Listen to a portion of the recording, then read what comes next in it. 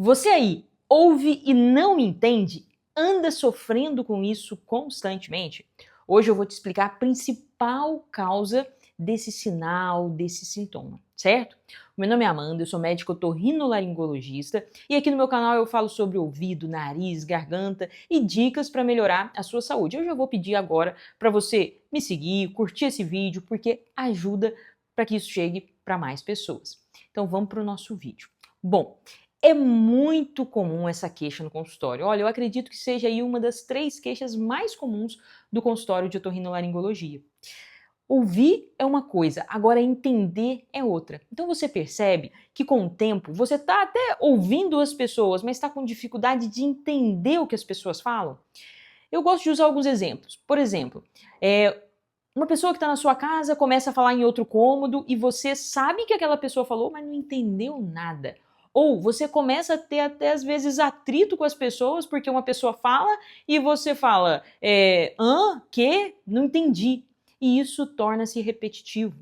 Algumas pessoas começam a trocar o que as outras pessoas falaram e a gente vai até falar como que se dá isso aí.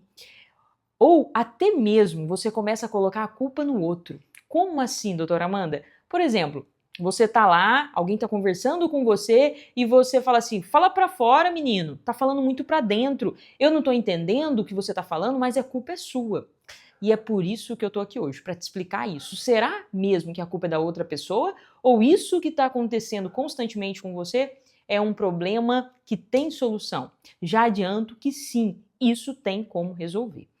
Por trás disso tudo, o que a gente tem que lembrar sempre é do problema auditivo. Vou repetir de novo. Sempre que começar com esse sintoma de ouvir e não entender, nós temos que excluir problemas auditivos, certo? Então, a nossa audição ela é muito complexa. E por vezes, por exemplo, uma pessoa está falando para você vaca e você entende faca. A pessoa fala mão e você entende pão. Só que isso, no meio de conversas, vira muito mais complexo, né? Então isso pode causar atritos, pode causar irritabilidade, uma série de consequências que a gente vai falar no final desse vídeo que eu tenho certeza que você anda sofrendo. Então essa troca de fonemas, ela pode estar associada a uma perda auditiva. E isso hoje pode parecer algo bobo, algo que passa despercebido, mas com o tempo isso pode gerar grandes consequências. A primeira diz respeito ao nosso cérebro, certo?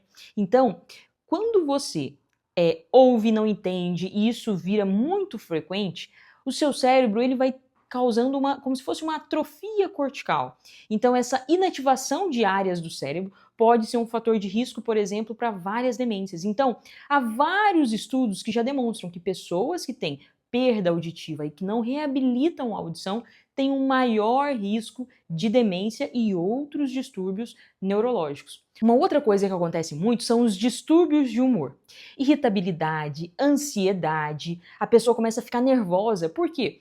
Porque muitas vezes as pessoas não entendem aquela questão sobre a perda auditiva que você está tendo. E isso, ao longo do tempo, pode causar até mesmo isolamento social. Como assim, Amanda? Por exemplo, você está num ambiente que tem muita gente conversando e aquilo está te incomodando porque você não consegue entender o que um está falando, não consegue entender o que a outra pessoa está falando e isso te gera uma certa irritabilidade e com o tempo vai causar isolamento. Então você pensa assim, eu não vou para aquele lugar não, porque lá estão falando demais, aquela falação na minha cabeça, eu prefiro ficar aqui em casa sozinho e isso pode gerar isolamento. Inclusive, a perda auditiva não reabilitada é um fator de risco importante para depressão. E não só depressão, ansiedade, outros distúrbios de humor. Então, isso é muito importante. Então, a gente precisa ter essa atenção, porque a nossa audição ela é muito complexa. Então, quando você está ouvindo e não está entendendo, isso pode gerar todas essas consequências. Beleza, Amanda. Então, eu já entendi que eu preciso avaliar se eu tenho perda auditiva e se esse meu sintoma está relacionado à perda auditiva. E aqui eu já adianto uma coisa. Muitas vezes as pessoas acham que perda auditiva é aquela pessoa que é o dito surdo, né? Não, não é isso. Então, a perda auditiva ela pode ser leve, ela pode ser moderada, ela pode ser severa, ela pode ser profunda, né? Então, a perda auditiva, ela tem vários graus. Então, não é porque você está ouvindo a maioria das pessoas, entendendo, na verdade, na maioria dos casos, que o fato de você não entender às vezes significa que você não tenha perda auditiva. Você pode ter uma perda leve, você pode ter uma perda moderada, certo? Então, é importante nós entendermos que a perda auditiva ela tem diversos graus, certo? Então, o primeiro ponto que a gente precisa fazer aqui é avaliar a sua audição. Nós precisamos de um teste auditivo, independente se você às vezes nem tem queixa sobre isso, certo?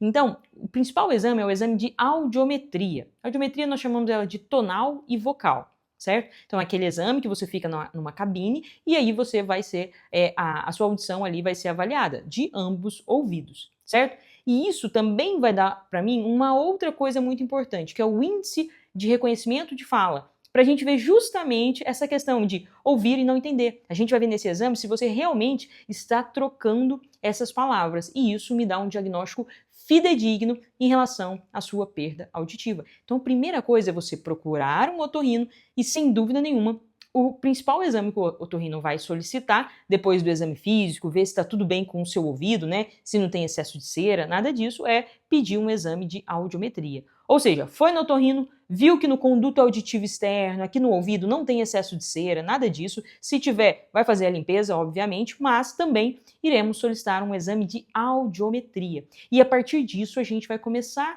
a pensar em diagnósticos. Por quê? Porque esse exame de audiometria, ele vai me falar: aquela pessoa tem uma perda auditiva neurosensorial, é uma perda condutiva, qual o tipo dessa perda e qual o grau dessa perda. E a partir disso eu vou pensando em diagnósticos. Essa perda é só de um lado, eu tenho que ficar atento a alguns diagnósticos. Essa perda é dos dois lados, eu tenho que estar atenta a outros diagnósticos. Primeira coisa, perda auditiva unilateral, geralmente eu vou ter que solicitar aí algum exame complementar, às vezes até um exame de imagem, para eu excluir outras coisas. Se tem algum problema atrás do tímpano, se tem algum pequeno tumor no ouvido, isso é sempre importante, mas não se assuste, isso é bastante raro de acontecer.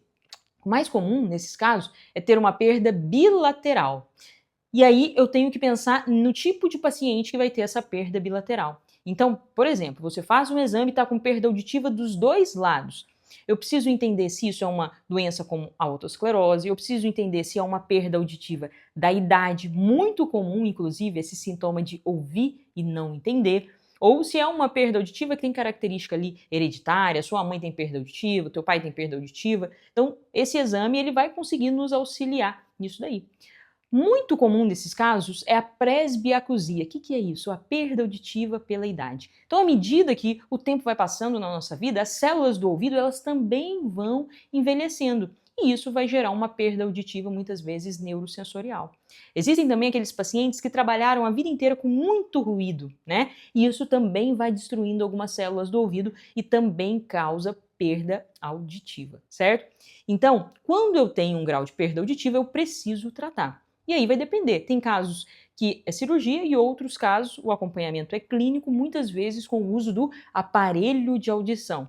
E aqui vem muitos estigmas, né? Quando falam em usar aparelho de audição, as pessoas já acham que aquilo vai ser muito incômodo e que não vai dar certo. Muita gente chega com preconceito no consultório em relação a isso. Mas o que eu devo te alertar? Que o aparelho de audição, ele não vai diminuir a progressão da sua perda auditiva. Não, ele vai amplificar o som. E essa amplificação vai fazer com que você ouça melhor e entenda melhor as pessoas. Ora, doutora Amanda, se ele não vai diminuir essa progressão, por que eu devo usar? Justamente por causa de todas aquelas consequências que eu falei. Risco de demência, irritabilidade, depressão, distúrbios de humor, isolamento social, tudo isso. E o nosso cérebro, ele precisa o tempo todo ser estimulado.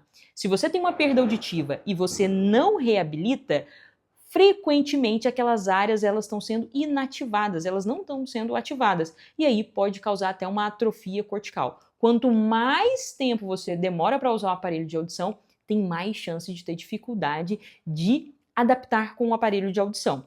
Veja bem, não é porque você tem uma perda leve e moderada que você não deve usar o aparelho de audição, caso seja indicado. Da mesma forma que nós usamos um óculos para melhorar a nossa visão, o aparelho auditivo também pode ser usado para... Pode não, deve ser usado para melhorar a nossa audição, melhorar o nosso entendimento. Isso é crucial para a nossa saúde neurológica, certo? Então, espero que você tenha entendido o que eu falei sobre ouvir e não entender. Queria te deixar bem claro aqui que isso tem tratamento, não aceite isso, porque ao longo do tempo isso pode gerar uma série de consequências que pode dificultar muito a sua vida lá no futuro, certo? Se você gostou do vídeo, se você tem alguma dúvida, comente aqui que eu vou ter o prazer de te responder. Respondo todos os pacientes que deixam dúvidas aqui, certo? Também siga o canal, que é muito importante para que esse conteúdo chegue para mais gente e a gente consiga orientar. Isso é muito importante. Então, obrigada para você que ficou até aqui.